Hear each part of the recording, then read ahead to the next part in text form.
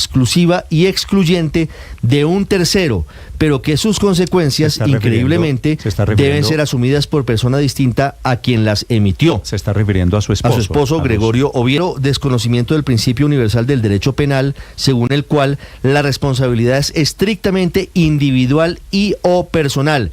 En segundo lugar, dice Amelia Pérez en su carta de renuncia, señoras y señores magistrados, y los inéditos episodios emergidos en este proceso de elección han tocado las puertas de la quizás principalísima virtud de todo ser humano, bien igualmente personalísimo como es la dignidad, injustamente ultrajada y vituperada por circunstancias completamente ajenas a quien adquirió la condición de sujeto pasivo de tales despropósitos, ello sin dejar de lado que al parecer asistimos, la suscrita y todo mi entorno familiar, a una revictimización que parece no tener fin, aparte de la violencia de género fundamentada en trinos cuya autoría es completamente ajena a la suscrita.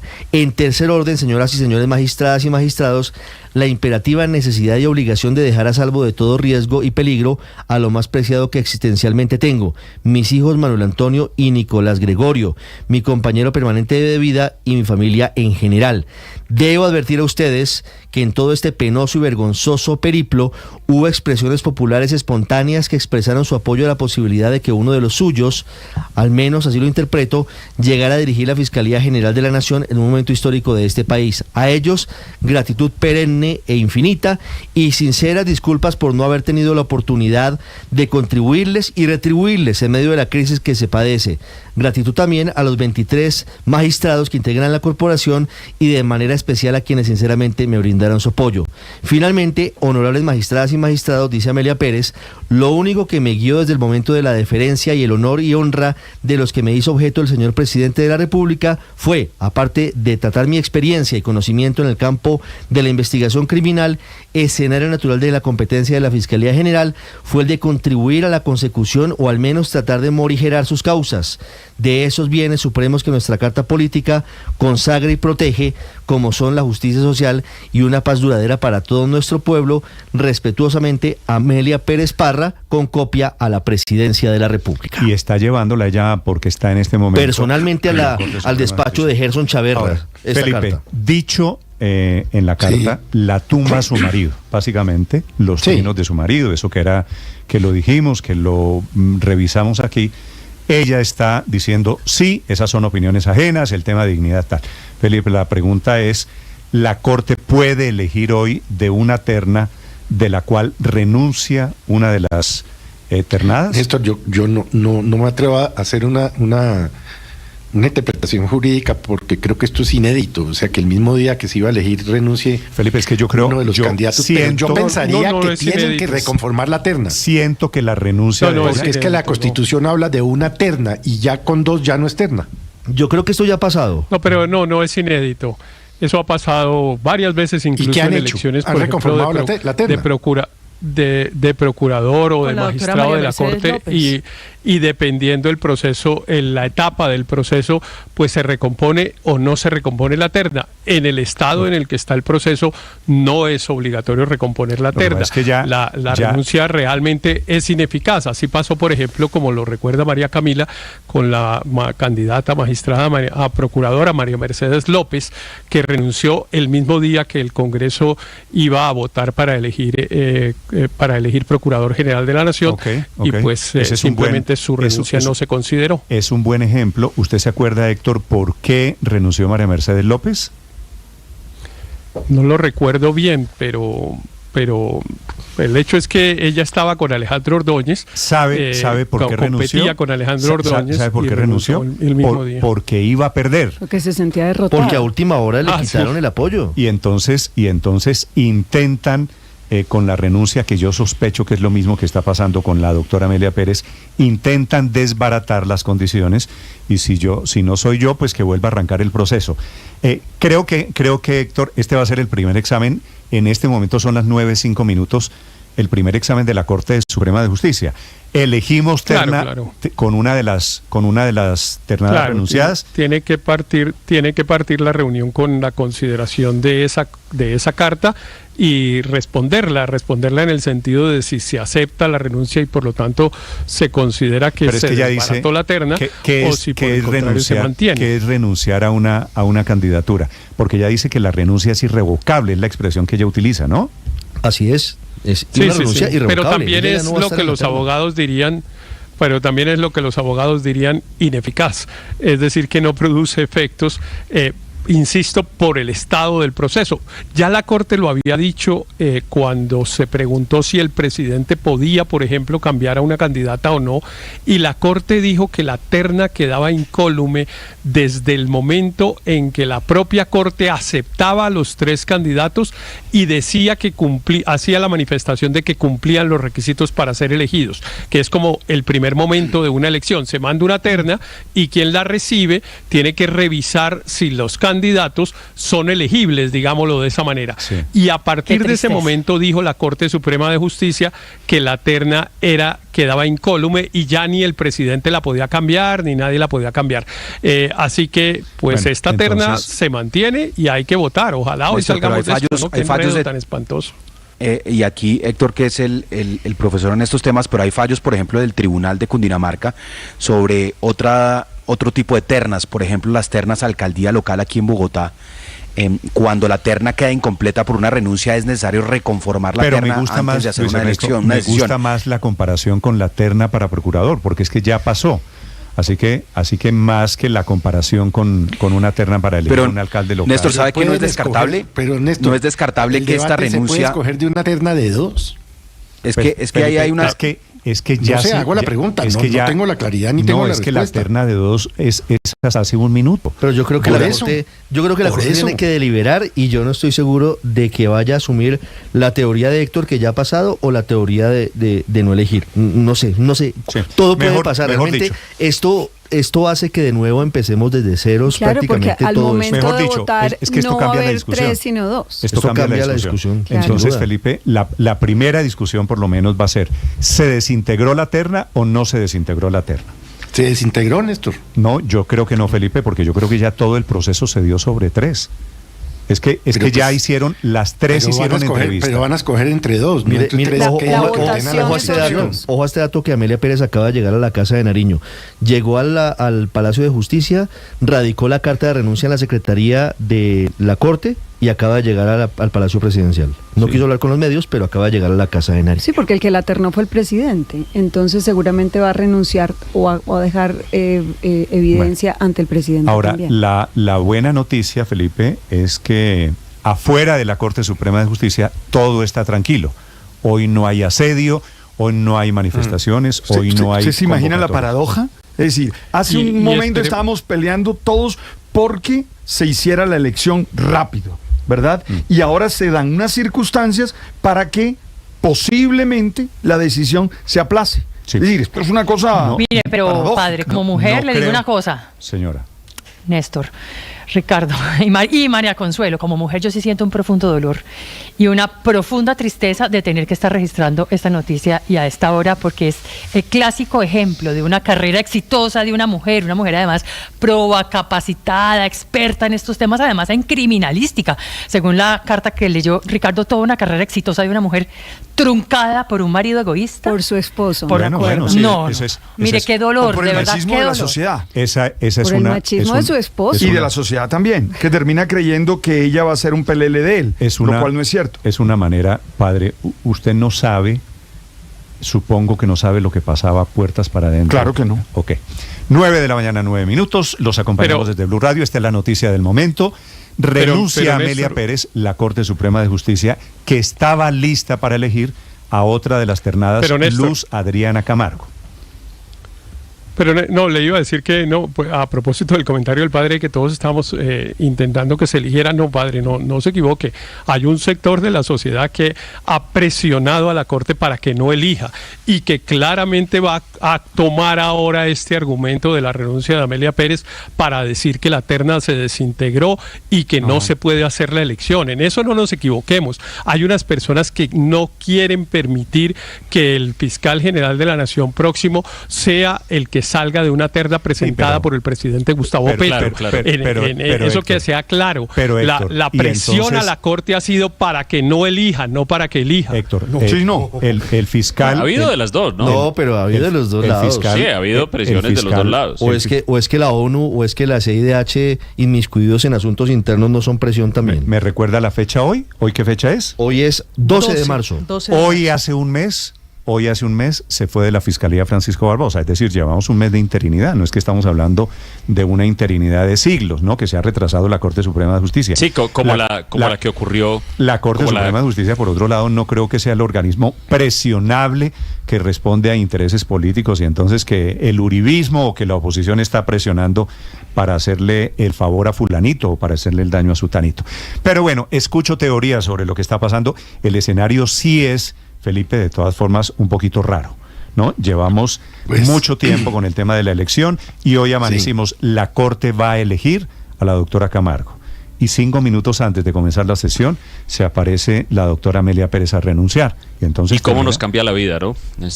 Porque ya todos nos habíamos preparado de una u otra manera para la noticia de que alguien, digamos, iba a ser elegido hoy fiscal general de la Nación, que hoy se iba a producir esa elección, porque todo indicaba, digamos, rumores y informaciones varias indicaban que dentro de la misma Corte Suprema de Justicia ya estaban un poco cansados de esta situación, que para ellos también es incómoda porque tienen que soportar presiones que creo yo han sido de lado y lado. Claro que han sido. Pero pues ahora quedamos en una situación de enorme expectativa, Néstor, es ver si la Corte Suprema va a acoger la tesis que nos explicaba aquí Héctor, de que esto ya ha pasado y conformada y enviada a la terna se puede elegir así 5 minutos antes renuncie uno de los miembros de la terna, o si esto da reinicio al proceso. No sé, pero esto va a estar muy interesante. Sí, va a estar interesante, interesantísimo. Pero yo sí tengo la duda. Noticia en desarrollo, la Corte está comenzando en este momento su sesión, una sala extraordinaria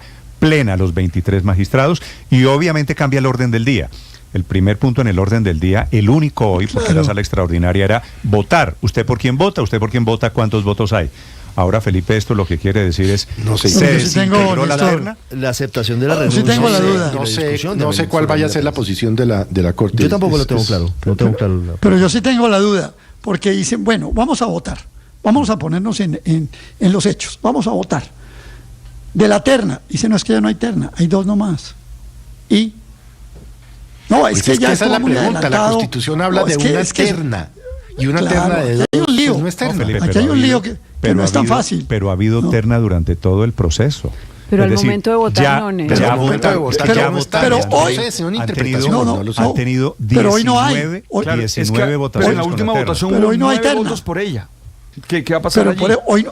Hoy no hay terna, hay 2 candidatas. Sí, o sea, las votaciones o las elecciones que se han intentado hacer no dieron nada. Entonces usted vamos a empezar otra vez. Aurelio, ¿usted es de la teoría de que no hay terna? Pues dígame si 2 son una terna. Pues no son una terna. No, es que 2 es desde hace 5 minutos. Ha habido una terna a lo largo de todo el proceso. Claro, las escucharon a las 3. Las 3 han sacado alguna cantidad de votos en las votaciones. Pero fíjese una cosa, como y ninguna ha logrado. Luego hoy prácticamente cada vez que se vuelve a votar se inicia el proceso. Y entonces dice, bueno, ¿cómo les parece? No hay sino 2. Pero Néstor, es que es un lío el macho. Sí, pero es posible que sí exista una terna. Una prueba sería que eligieran. Lo mismo, Álvaro, perdóneme que le iba a poner este ejemplo, Felipe. Pasa lo mismo que en una licitación. Una licitación es con varios oferentes. Cuando se retira uno de los oferentes, adjudican, que fue el caso de la licitación de los pasaportes. La oportunidad de los actos es relevante. Esto puede ser inoportuno. Es posible que exista una terna. Tan es posible que la Corte podría elegir a Amelia Pérez. Y muy seguramente ella aceptaría, porque su renuncia fue motivada diciendo que la habían descalificado por eso, pero si la Corte la eligiera seguro lo aceptaría. Esa es una buena pregunta, Álvaro, porque ella dice en la carta de renuncia que acaba de leer Ospina que es irrevocable. ¿Usted cómo acepta, pero la motiva, entonces... ¿Cómo acepta a un cargo si usted ya renunció a la posibilidad de ser elegido para ese cargo? Porque ahora, lo motiva, podría decir, entonces todo Álvaro, lo que no dije... No tenga ninguna duda que ella está renunciando porque sabe que iba a perder. Si ella tuviera alguna opción, no renuncia. Claro, pero la pregunta es si eso termina facilitando la elección de Luz Adriana Camargo, porque ya esos votos de Amelia Pérez quedan libres, o al contrario, que sea una jugadita para fortalecer a la otra candidata o para tratar de frenar la terna. Aquí hay seguro, Amelia Pérez habló con los magistrados que votaban por ella. No tengo ninguna duda, claro que ella habló con los magistrados, uno en especial que ha sido muy activo. Las últimas horas ha habido reuniones, ha habido almuerzos, han intentado cuadrar todo este rompecabezas que se acaba de desbaratar. Esta versión, Ricardo, de la renuncia de Amelia Pérez venía en realidad desde ayer. Sí. Y ella ayer había mandado decir con el doctor Hugo, con un magistrado, que no iba a renunciar. Algo pasó entre anoche y esta mañana porque finalmente la doctora Amelia renunció. Obviamente esto cambia un poquito el ajedrez de la Corte Suprema de Justicia. Esto tiene una regla, yo insisto, la Corte Suprema de Justicia, esta Corte Suprema de Justicia ya resolvió este asunto. Yo no sé por qué seguimos diciendo que no se sabe, que quién sabe cómo irá a decidir la Corte, que tal cosa. Eso solo lleva a... Héctor, eso solo lleva a tratar de... Yo estoy de acuerdo con usted, pero hay gente que tiene una opinión jurídica diferente, una interpretación... No, pero es que no hay opiniones jurídicas diferentes cuando ya hay una decisión, Néstor, pero además cuando hay unos antecedentes. Esto ha pasado, le insisto, con la candidata a la Procuraduría, pero no solo. Cuando eligieron en el año 2007 a un magistrado de la Corte Constitucional, que no recuerdo su nombre, tal vez fue incluso el doctor Mauricio González, es que no lo recuerdo con precisión, estaba acompañado de dos mujeres, Ilva Miriam Hoyos y Cristina Pardo, hoy magistrada de la Corte, la doctora Cristina Pardo, y ellas presentaron renuncia a la terna prácticamente el mismo día de la elección por las mismas razones, porque les dijeron que eran de relleno y no sé qué cosas. Y el Senado eligió al doctor Mauricio González sin tener en cuenta las renuncias de la doctora Ilva Miriam y la doctora Cristina Pardo. Entonces, esto está resuelto. Lo que pasa es que en el derecho todo el mundo se siente con derecho a decir cualquier cosa, Héctor, y a decir que cualquier teoría es válida. Su teoría es que la Corte sí va a elegir de la terna de dos. Está obligado a elegir de la terna, no hay una terna de dos, hay una terna de tres, independientemente de cualquiera sea la manifestación de la persona que lo haya hecho, porque es inoportuna. Igual que cuando uno se presenta a una elección popular, hay términos para que uno renuncie. Si uno renuncia el día anterior, uno sale en el tarjetón y si saca los votos suficientes para ser elegido, lo declaran electo. Vale. Eso está resuelto. Escucho teorías porque padre... opiniones ahí en la Santa Madre. Ahora puede que voten. ¿Y qué tal que se fortalezca de nuevo el voto en blanco después de la renuncia de Amelia Pérez? No, eso no sé. Yo esperaría que eligieran fiscal. Ya cualquier cosa creo que puede pasar. Esta de hoy es que estaba muy adelantado lo de Luz Adriana Camargo, así Néstor, que lo de Pérez. Pero además la carta es fuerte, Néstor, ¿no? Habla de revictimización, de que ultrajaron su dignidad, del delito de opinión de tercero. O sea, yo creo que la Corte no puede pasar de agache con una carta de renuncia. Tiene que discutirla, tiene que analizarla. Pero es que además, sin duda. Además, María Consuelo, realmente aquí sugerir que esto se debe al machismo del esposo es absurdo. Esto se debe al machismo de la Corte, que cambió su decisión basado no en lo que la señora había hecho a lo largo de su carrera, sino basado en los trinos del esposo. Y eso no puede pasar de agache. Es que de verdad estamos ante un cambio de decisión de los votos de los magistrados fundamentado en la opinión del marido. Eso sí me parece la opinión del marido sin antecedentes y que vale la pena mencionarlo. Uribe, opinando de Nicolás Petro, hablando del presidente Gustavo Petro. No es una opinión política y judicial cualquiera. Escucho opiniones. Seguramente volveremos a hablar de este tema. Les repito, es una noticia. Vamos rápidamente a la Corte Suprema de Justicia. Afuera, ambiente en este momento en el Palacio de Justicia. Andrés Carmona. Así es, Néstor, buenos días, los saludo desde las inmediaciones del Palacio en el centro de Bogotá, en donde se ha vuelto a desplegar un gran operativo de seguridad. Para que usted se dé una idea de lo que está pasando en estos momentos, toda la carrera octava desde la calle 12B está cerrada. Ahí se hace un primer filtro para la entrada vehicular de los funcionarios judiciales y para quienes se dirigen hacia el edificio Murillo Toro, actual sede del Ministerio de las TICs. En la esquina de la calle 12 con octava se presenta el filtro principal, donde hay una gran cantidad de agentes de policía e integrantes de la fuerza disponible, así como funcionarios de movilidad quienes controlan el ingreso de las inmediaciones de los edificios administrativos del Congreso y la entrada a la Corte. Si uno quiere llegar a la Plaza de Bolívar, Néstor, tiene que volver a salir del filtro y dar la vuelta por la carrera séptima, la cual está acordonada por rejas, pero en dado caso hayan personas que quieran manifestarse, podrán usar ese corredor para llegar a la Plaza de Bolívar. Hasta el momento hay total tranquilidad, no se ha registrado movimiento de manifestantes, incluso en la Plaza de Bolívar está habilitada una feria campesina por la Alcaldía de Bogotá, pero sin duda con este anuncio de la renuncia de la candidata de la ternada Amelia Pérez, pues hay mucha expectativa de lo que será esta sesión extraordinaria de la Sala Plena y se esperará que en los próximos minutos, dependiendo de cómo se desarrolle esa sala plena, pues haya movimiento aquí en el centro de Bogotá, aquí en la Plaza de Bolívar, Néstor.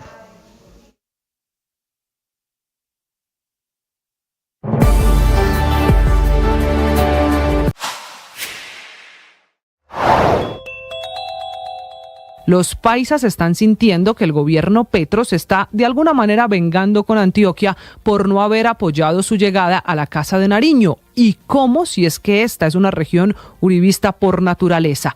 En esa puja se quedan en la mitad las vías 4G, al menos 9 proyectos de infraestructura que tiene el departamento financiados por el gobierno nacional. El problema es que el gobierno ahora no tiene más plata para esas obras porque las prioridades del presidente Petro son otras y en otras regiones. Ese es el contexto de la idea del expresidente Álvaro Uribe de una vaca o donatón para que todos den $1 millón, incluso la empresa privada, y así salvar las obras, lo que pareciera resolver el problema, pero no. Existe la ley de concesiones que, suponiendo que los paisas donen ese $1 millón, el gobernador Andrés Julián Rendón no podría simplemente ir entregando porque sí esa plata a un privado, a una concesión, y la figura de donación no está en el esquema de cierre financiero de esos proyectos.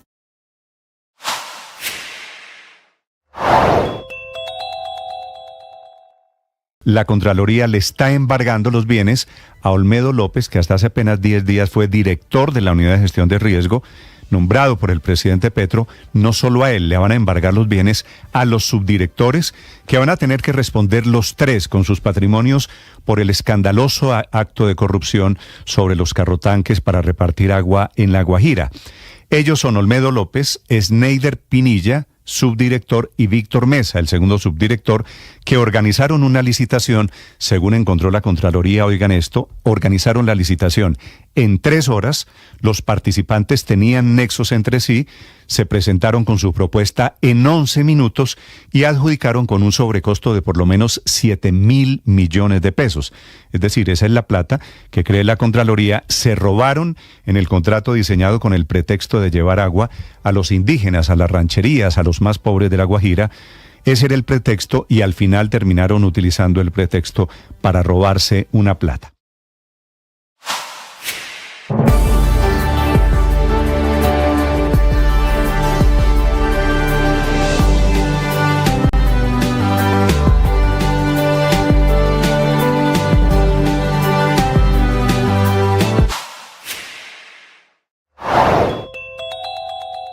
Hoy en Mañanas Blue, el coronel Julián Rendón reveló que en 2027 quedaría inservible toda la flota de helicópteros rusos Mi-17.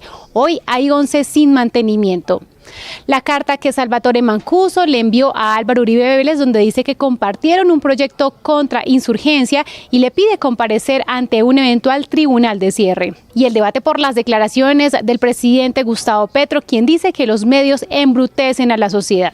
Esta y más información en bluradio.com y en nuestro canal de YouTube. En Blue le ponemos cara a la radio.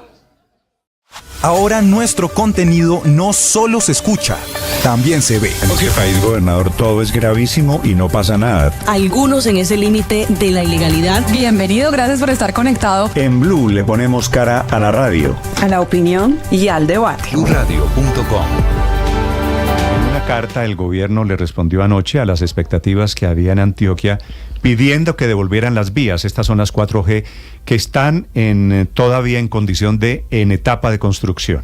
El gobierno responde diciendo no es posible, esas son vías que pertenecen y que serán manejadas por la nación. Y que seguirán bajo el modelo de concesión que ya está hoy, Néstor, es lo que le responde el ministro de Transporte a esa idea del gobernador del departamento de Antioquia, que no es la primera vez. Este es el segundo intento de Antioquia, en la gobernación anterior lo intentaron también, de las vías 4G sean departamentales y bajen ya no de la nación, no dependan de Invías y la ANI como está hoy. Y este es un no, termina siendo un no también a la idea del expresidente Álvaro Uribe sobre hacer la vaca, exactamente, de a millón recogemos 1 billón.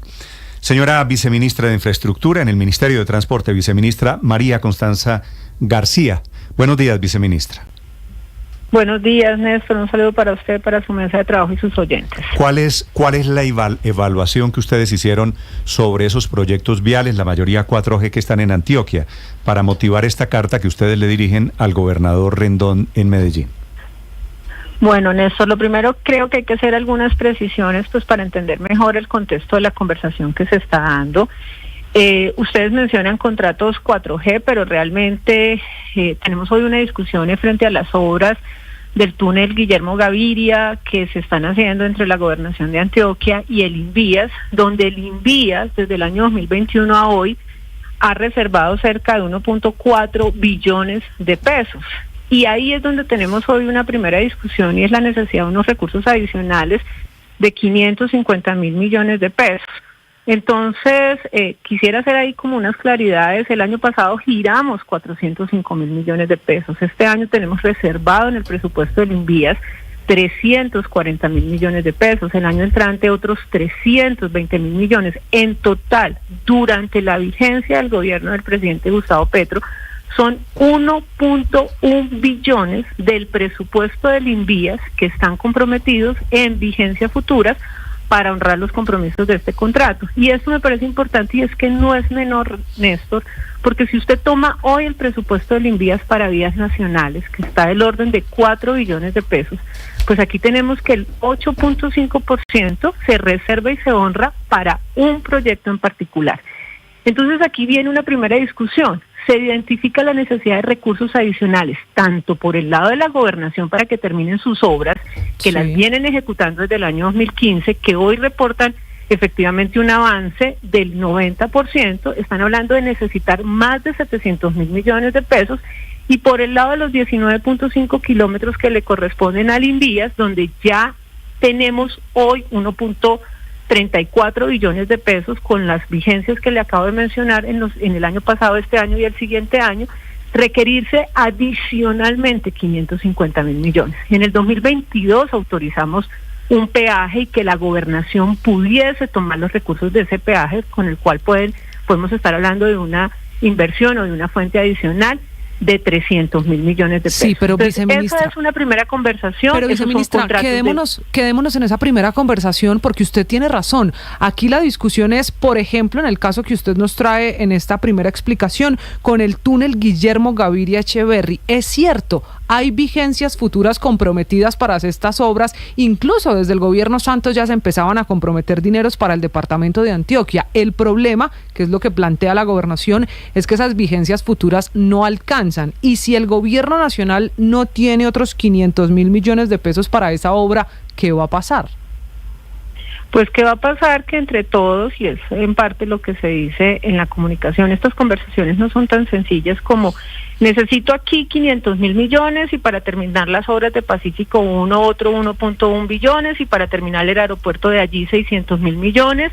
Acá lo que todos primero tenemos que entender, y creo que este es un mensaje y es el propósito de la comunicación, es pongamos las cifras en blanco y negro, porque entonces voy a tomarme, pues para poder entender el contexto, otros datos que sí me parecen importantes frente al tema de las 4G. Entonces, hoy estamos hablando que en el departamento efectivamente tenemos unos peajes que permiten unos recursos, unos ingresos de un poco más de 600 mil millones de pesos pero hoy las vigencias futuras del gobierno nacional en los contratos 4G tienen que poner este año 2.2 billones de pesos. Entonces comparemos 2.2 billones de pesos con 600 mil millones de pesos de recaudo. Pero no solamente eso, el año pasado pagamos 1.1 billones de pesos del diferencial de recaudo de estos contratos de concesión y todavía nos falta pagar 700 mil millones de pesos más. Y no solamente eso, el año pasado salimos a atender las emergencias en Necocriar Boletes, plata del año pasado y de este año, 30 mil millones de pesos, 45 mil millones pero para el viceministra, déjeme insistirle. Entonces, ya le voy a contestar. Entonces, ¿a dónde queremos llegar? Acá hemos puesto sobre la mesa la posibilidad de recaudar nuevos recursos a través de mecanismos como valorización, que nos permita poder tener recursos nuevos, porque es que hoy la situación de este sector es que este sector hoy es el sector que más recursos tiene en recursos de inversión, pero el 72% de los recursos de este sector, de lo que nosotros hoy tenemos que administrar, hoy están comprometidos en vigencias futuras. Sí. Entonces, hoy si ustedes le piden a través de un derecho de petición al Ministerio de Hacienda, déjenme ver el espacio fiscal del sector transporte, pues van a encontrar que los espacios fiscales están limitados, están reducidos.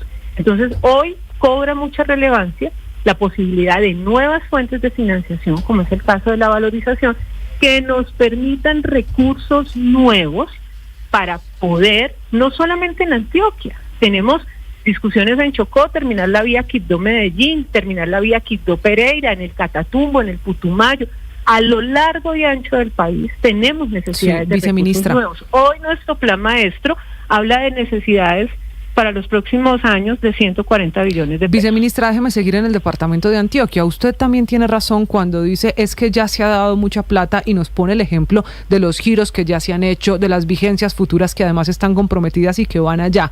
¿Qué sentido tiene esa inversión tan grande que ya se ha hecho por años si no se termina la obra? Si no aparecen los 500 mil millones de pesos para el túnel, para seguir en el mismo ejemplo, ¿qué sentido va a tener la plata que ya se invirtió si no se pone en funcionamiento?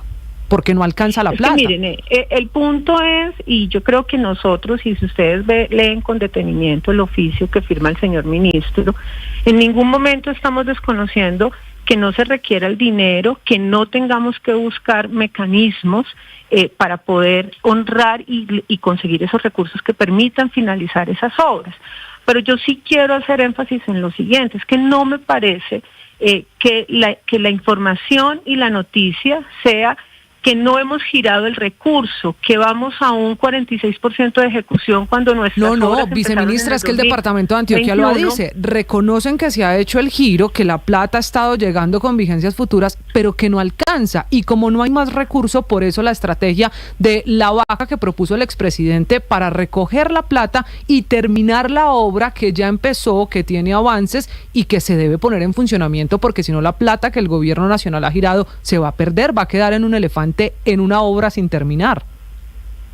Bueno, esas son posibilidades. Nuestra mayor posibilidad, y lo que hoy ha estado sobre la mesa, que también ha generado un debate público, es la valorización.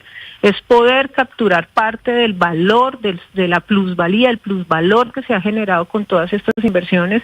En Antioquia se han hecho o se están haciendo inversiones por 26 billones de pesos de CAPEX, solo infraestructura, sobre 1.850 kilómetros de red vial que hoy está concesionada, con un costo también de operación de 29 billones de pesos. Entonces, hoy la valorización, y creemos firmemente, es un mecanismo, es una fuente nueva que nos va a permitir en el país seguir avanzando en necesidades de inversión. Ese es hoy lo que está sobre la mesa. Ustedes Doctora, hoy han puesto en el debate el tema de una posible donación, 1 millón, la propuesta que hizo el expresidente Uribe. Eso, pues todo hay que revisarlo jurídicamente. En el pasado, desde el INVIA se han recibido algunos recursos que han venido por donación.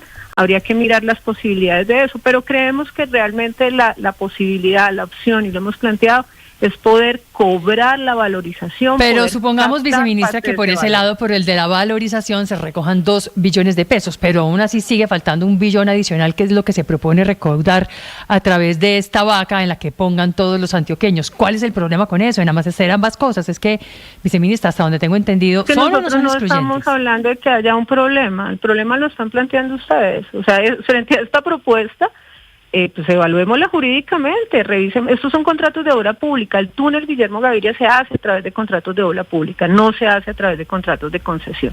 Y si jurídicamente existen las posibilidades, pues bienvenido. El mismo gobierno está hablando de concurrencia de fuentes. Sí. Entonces, bienvenido. Nosotros no tenemos por qué decir a los que son que contratos, no, pues que se sumen los recursos. A los que son contratos de concesión, que son se recauda a través de peaje, a eso no se le puede meter vaca, mejor dicho. Eso depende del tipo de contrato. Entonces hay contratos que son iniciativas privadas que solo se pagan con peajes, pero ese no es la métrica de todos los contratos.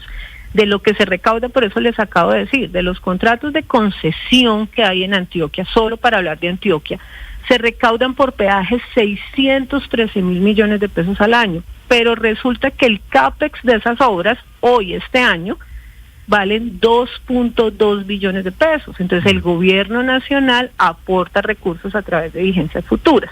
Entonces en los que son iniciativa privada, pues la misma ley tiene unas limitaciones frente al aporte de recursos. Ahora, aporte de recursos públicos.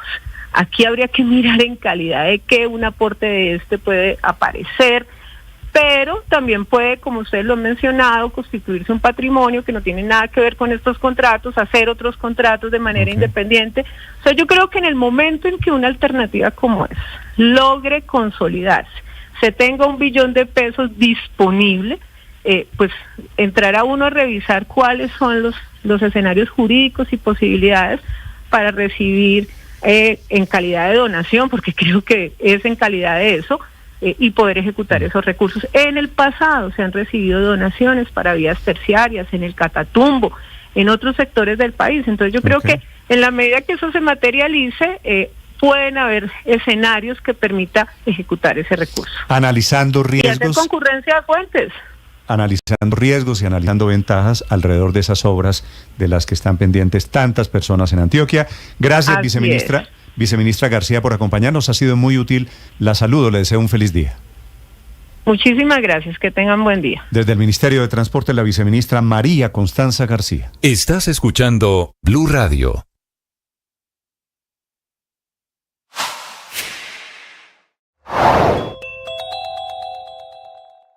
La Contraloría le está embargando los bienes a Olmedo López, que hasta hace apenas 10 días fue director de la Unidad de Gestión de Riesgo, nombrado por el presidente Petro. No solo a él, le van a embargar los bienes a los subdirectores, que van a tener que responder los 3 con sus patrimonios por el escandaloso acto de corrupción sobre los carrotanques para repartir agua en La Guajira. Ellos son Olmedo López, Sneider Pinilla, subdirector, y Víctor Mesa, el segundo subdirector, que organizaron una licitación, según encontró la Contraloría. Oigan esto, organizaron la licitación en 3 horas, los participantes tenían nexos entre sí, se presentaron con su propuesta en 11 minutos y adjudicaron con un sobrecosto de por lo menos 7.000 millones de pesos. Es decir, esa es la plata que cree la Contraloría se robaron en el contrato diseñado con el pretexto de llevar agua a los indígenas, a las rancherías, a los más pobres de La Guajira. Ese era el pretexto y al final terminaron utilizando el pretexto para robarse una plata.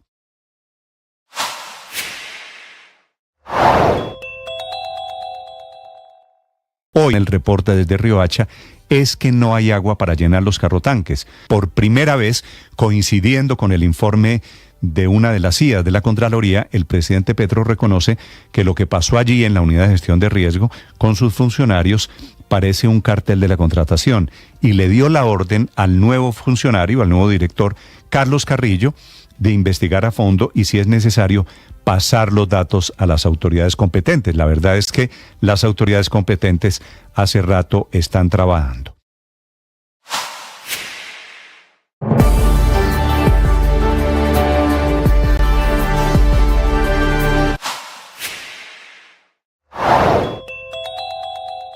El coronel Julián Rincón, comandante de la Brigada de Aviación del Ejército número 32, habló de los 11 helicópteros paralizados por falta de mantenimiento en Tolemaida. Básicamente están en un estado de preservación, Néstor, están es una fase del mantenimiento, podríamos llamarlo así, en donde los conservamos de la forma adecuada, de la mejor forma posible, en raíz a que no podemos realizarles un mantenimiento mayor por la situación geopolítica presentada hace ya un par de años entre Rusia y Ucrania, donde nos imposibilita a efectuar contratos con empresas rusas que son quienes proveían este tipo de mantenimiento a estas aeronaves. Siga.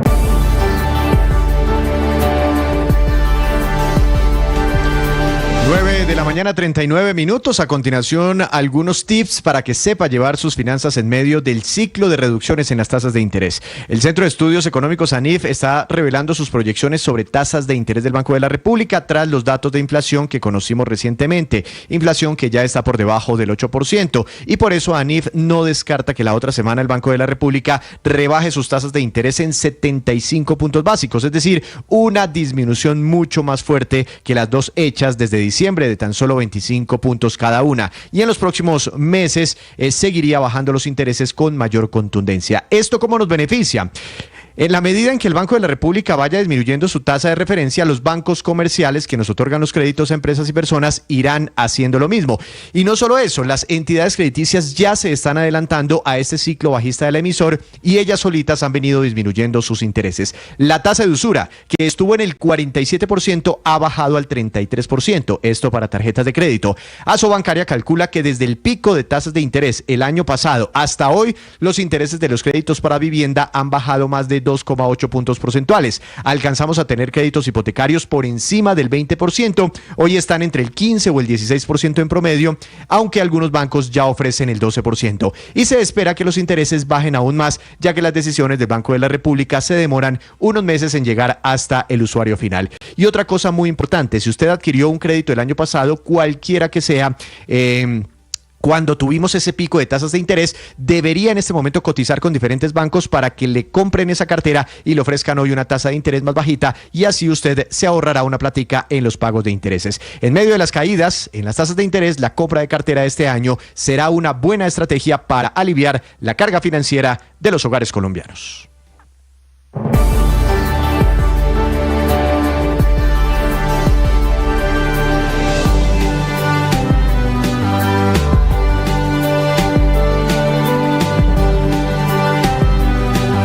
Las victorias y derrotas, la pasión y la afición en juego y los datos de lo último en deportes se lo presenta Mañanas Blue. 9 de la mañana, 42 minutos. A esta hora, la información deportiva en Mañanas Blue. ¡Qué feo, qué feo! La silla, mira la silla cómo vuela. Qué feo, qué feo. Ven las sillas como vuelan. Es el sonido ambiente y el momento en el que hay enfrentamientos entre hinchas del Real Cartagena. Esto obligó a la suspensión del partido contra el Unión Magdalena en el estadio Sierra Nevada de Santa Marta.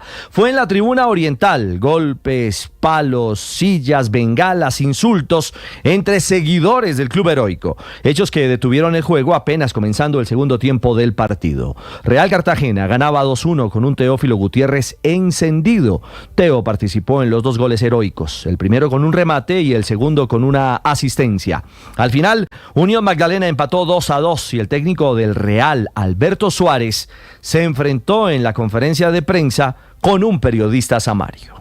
Profe, no hay coincidencia, 3 veces. Hoy en la tercera, impotencia, pelea, lo mismo que el año pasado.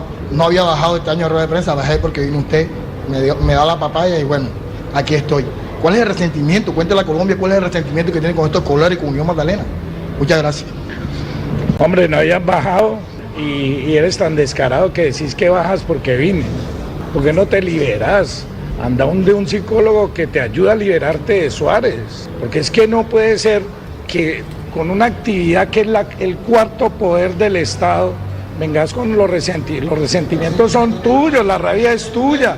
Esta rueda de prensa no es para venir a expresar los resentimientos ni las rabias. Hablemos de fútbol. Seguí en las mismas. Te vas a morir. Un día de esto de un infarto. Porque no logras liberarte, libérate para que puedas crecer en tu profesión.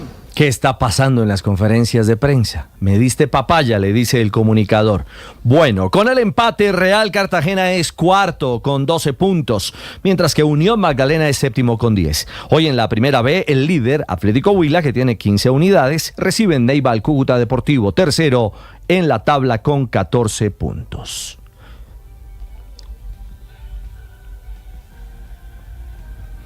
Y hoy es martes de Champions. Nos ponemos en modo Liga de Campeones. Barcelona recibe al Napoli de Italia para definir un clasificado a los cuartos de final. El club catalán llega al duelo en casa tras empatar 1-1 en suelo italiano. Xavi Hernández y su visión del juego de hoy. Yo diría que no hay favoritos. Está al 50%, sí que el peso de la afición que nos da un poco más de favoritismo, ¿no? Nosotros nos vamos a dejar la piel para pasar a cuartos de final. Creo que están los detalles preparados para poder competir de la mejor manera posible. Luego es fútbol, es deporte y pueden ocurrir muchas cosas. Entre tanto, en Londres, Arsenal aspira a darle la vuelta a la serie frente al Porto de Portugal. Los lusos ganan 1-0 y hoy se enfrentan al líder de la Premier League, invicto como local en la Champions. Su entrenador, Mikel Arteta, analiza al Porto y lo que ha sido esta espera de 14 años de Arsenal sin ver los cuartos. Que tiene muy buenos jugadores, que es un equipo que está muy bien entrenado, muy bien organizado y que por eso son tan competitivos y que es un gran equipo. Después de tantos años sin participar en esta competición, imagínate la ilusión que tenemos de estar cerca de pasar a los cuartos de final. Hoy tendremos 2 equipos instalados entre los 8 mejores de Europa.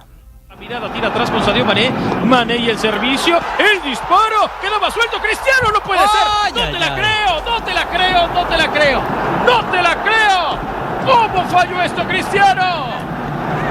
Dentro del área chica, menos de 1 metro. Es el relato de un fallo increíble de Cristiano Ronaldo. Un rebote dado por el arquero del Al Ain le quedó en los pies.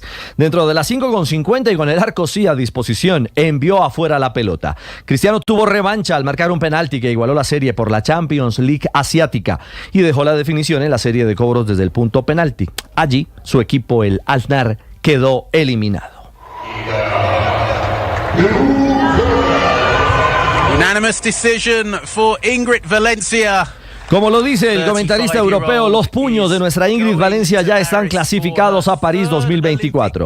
La boxeadora colombiana venció en cuartos de final a la polaca Natalia Kusewska en la categoría de los 50 kilogramos en el Mundial de Boxeo Preolímpico que se realiza en Busto Arsizio, Italia.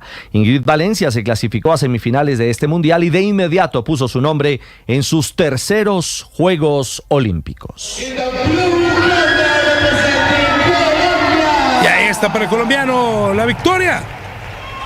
Ahora con tono mexicano. También el boxeador colombiano Gilmar Velázquez se aseguró en París. El hijo de Puerto Tejada en el Cauca superó al chino Ping Liu. Una contundente victoria con marcador de 5-0 en favor del pecador colombiano que irá así a sus primeros Juegos Olímpicos en París. Game, set, match. Nardi, 2 sets to 1. 6-4, 3-6. An upset of monumental proportion out here on Stadium. Oh, sorpresa, así registraron la caída de Novak Djokovic en el Masters 1000 de Indian Wells. El uno del mundo, 5 veces campeón de este torneo, perdió a manos del 123 del escalafón mundial, el italiano Luca Nardi, que con 20 años de edad ya registró su triunfo más sonoro en el camino como profesional. 6-4, 3-6 y 6-3, los parciales ante el serbio. Djokovic habló de su derrota ante Nardi en los Estados Unidos. I didn't know much about him, but I watched him play and I knew that he possesses. Lo vi jugar, no sabía mucho sobre él, pero lo vi jugar y supe que posee un tenis de gran calidad desde la línea de fondo, especialmente con la derecha. Se mueve bien, tiene mucho talento. Entró como lucky loser en el cuadro principal, así que no tenía nada que perder y jugó muy bien. Merecía ganar, me sorprendió más mi nivel. Mi nivel fue realmente muy malo, eso es todo, la suma de 2 cosas. Él ha tenido un gran día y yo he tenido uno malo. El resultado es negativo para mí. Con un Djokovic autocrítico cerramos la información deportiva. 9:48 a esta hora en Mañanas Blue.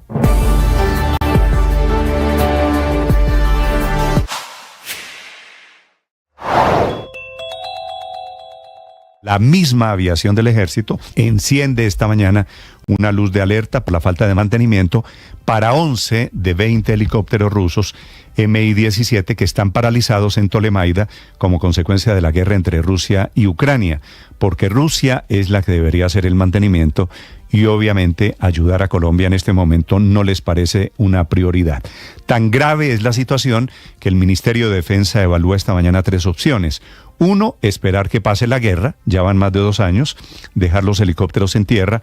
2, desmilitarizar esos helicópteros para que otra empresa les haga mantenimiento. O 3, comprar otros helicópteros que tengan capacidad similar para que las fuerzas militares tengan con qué perseguir a los delincuentes, con qué perseguir a los disidentes de las FARC en caso de que hubiese voluntad política para ello, o con qué luchar contra el narcotráfico, que tampoco la verdad es una prioridad para el gobierno en este momento.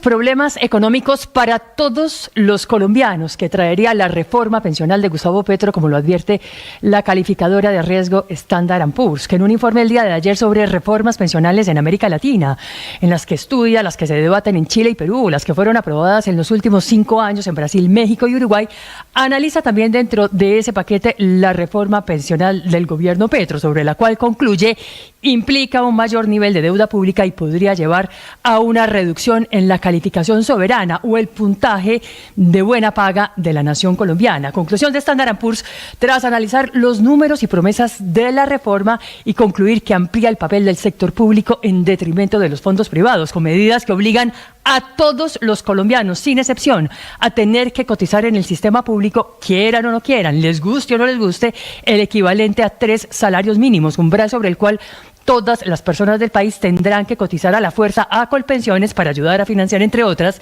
los subsidios de 1.800.000 adultos mayores de 60 años sin pensión y que se encuentran en pobreza monetaria.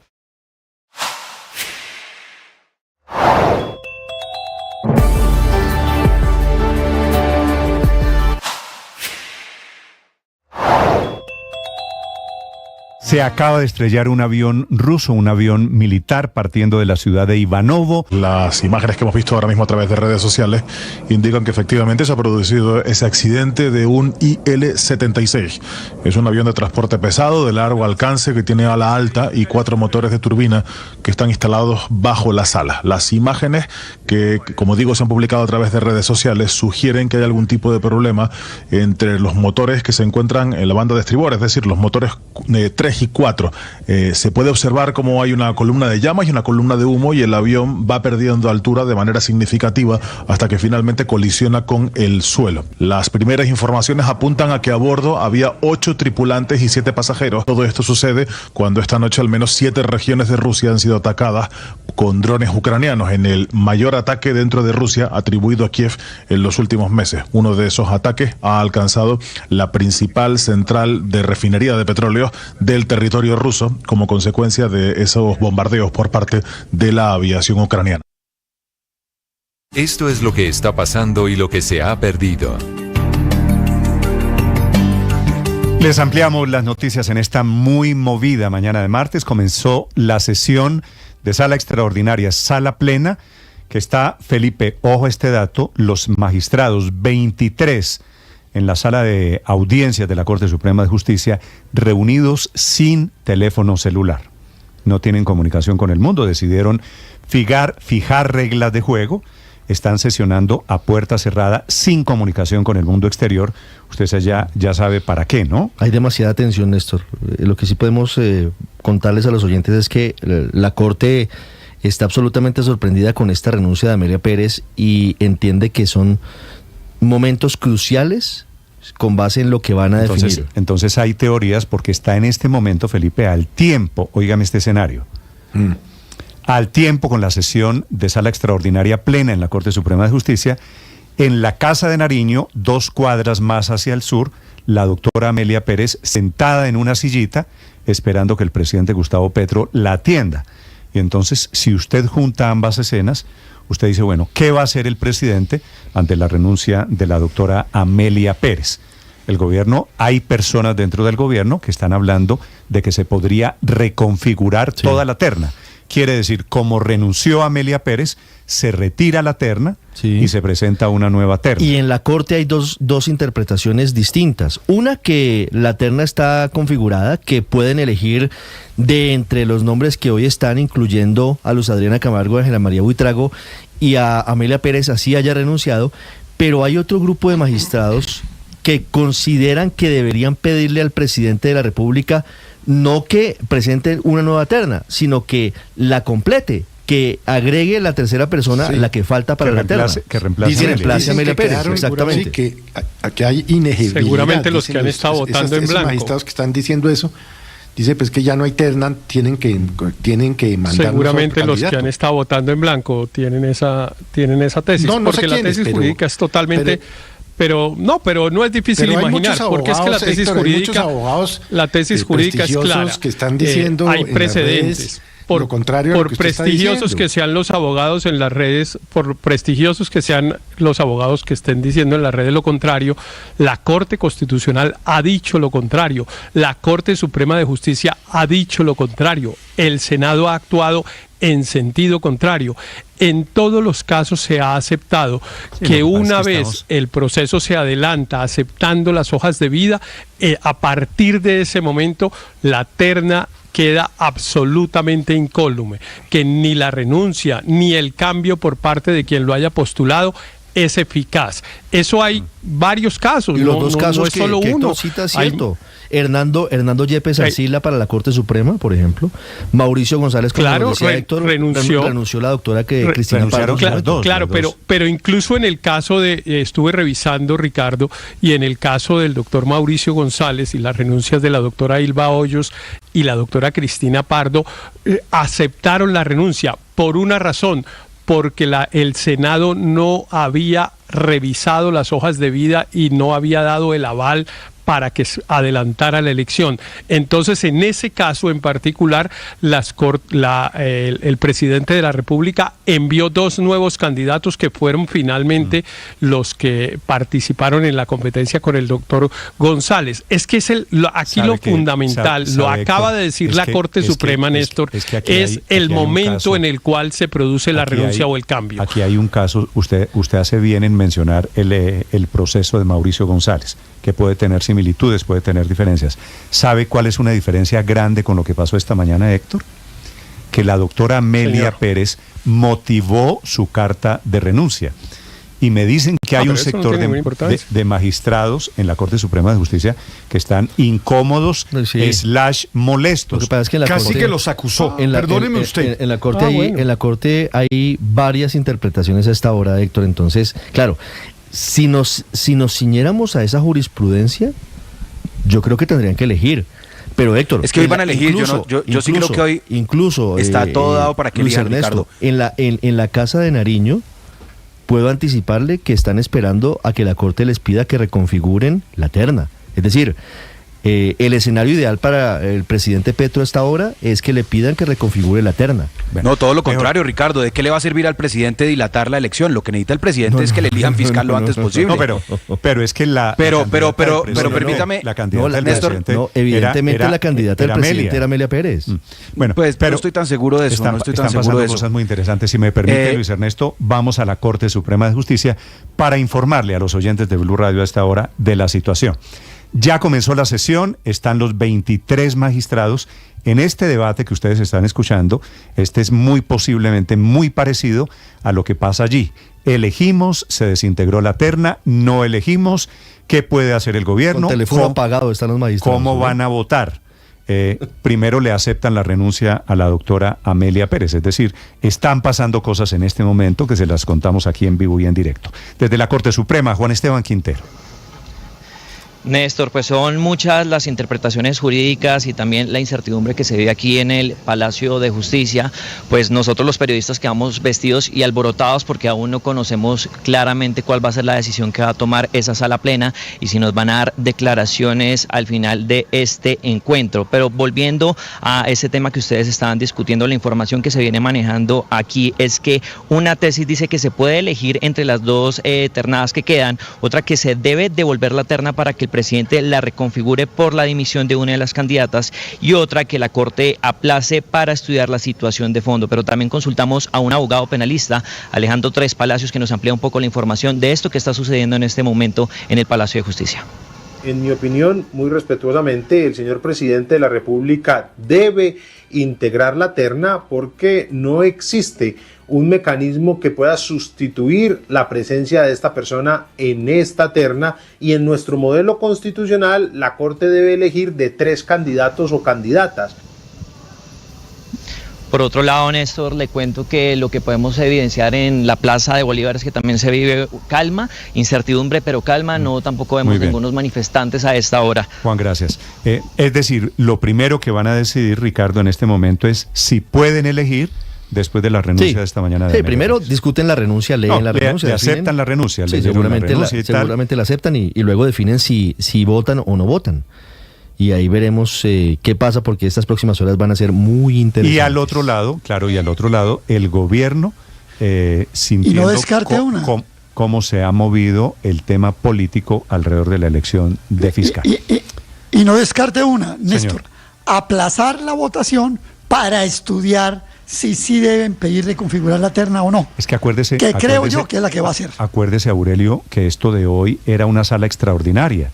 Ya tenían muy avanzada la elección de la doctora Luz Adriana Camargo, así que todo lo que está pasando, la verdad, es desde el punto de vista jurídico y político un tema muy interesante. Y aquí se están dando varias los que quieren batallas. Sabotear la elección se frotan las manos. Están de fiesta los que quieren sabotear la elección. Pero imagínese, Héctor, que pasara una cosa paradójica. Que el presidente Petro decidiera, en la reunión que le voy a contar que está teniendo con Amelia Pérez en este momento, decidiera, como renunció Amelia Pérez, retirar la terna. Quiere decir arrancar